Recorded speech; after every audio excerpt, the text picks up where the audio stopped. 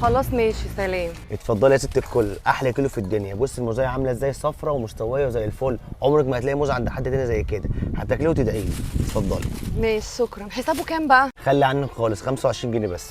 خد ال 25 جنيه هم. لو سمحت عايز 2 كيلو موز. من عينيا الاتنين، ثانيه واحده.